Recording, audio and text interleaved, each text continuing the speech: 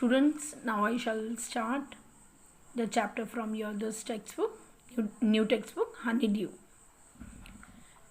Unit 1, in that we are having the first chapter, the best Christmas present in the world. And before you read, some dates are being given, which are being given in the textbook too, in the chapter itself. But some are out of the textbook and you have to recognize the events and all. Here in this particular story,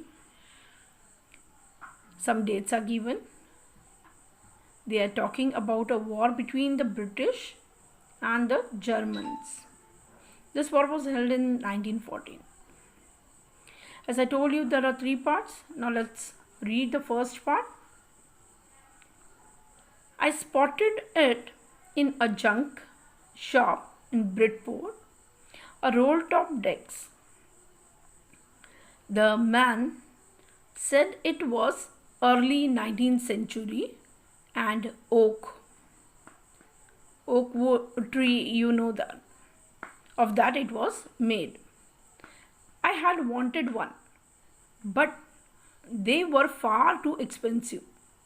This one was in a bad condition, the roll top in several pieces.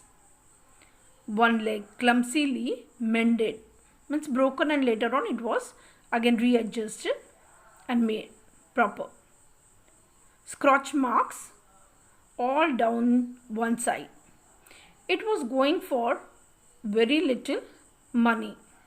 I thought I could restore it. So here the narrator, the author, purchases it.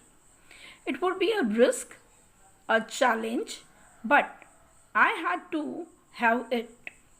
I paid the man and brought it back to a workroom at the back of the garage. I began work on it on Christmas Eve. I removed the roll top completely and pulled out the drawers. The veneer, that is the plywood, or over here it's being given as a thin layer of plastic or decorative wood, as we have on the table or your bed. Okay, so here the veneer had lifted almost everywhere. It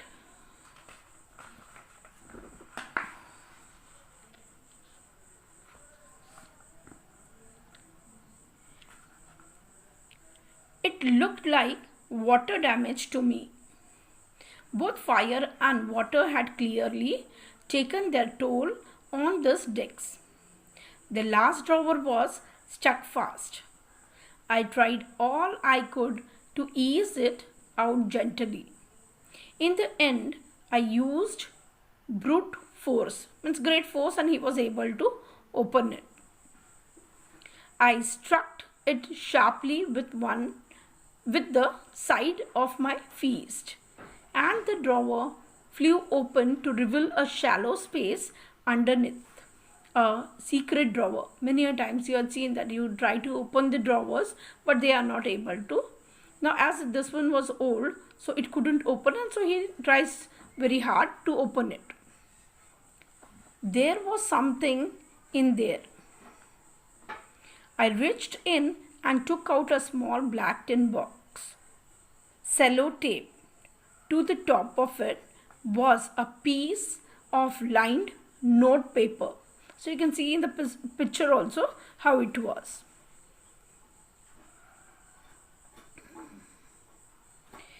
And written on it in shaky handwriting, Jim's last letter, received January 25th, 1915. To be buried with me when the time comes. I knew as I did it that it was wrong to me to open the box, but curiosity got the better of my scrupulousness. It usually does. So here the narrator says that he didn't want to open this particular letter, but still he opens it because he was curious what was written in it. Now above it was, Jim wrote that before his death it should be buried with him. Inside the box there was an envelope. The address read, Mrs. Jim Macpherson. Now here Jim wrote this particular letter to his wife Connie. So here they mentioned it as Mrs. Jim Macpherson, 12 Copper Beeches, Bridport, Dorset. I took out the letter and unfolded it, means he opened it. It was written in pencil and dated at the top December 26, 1924. So this letter was written on December 26 by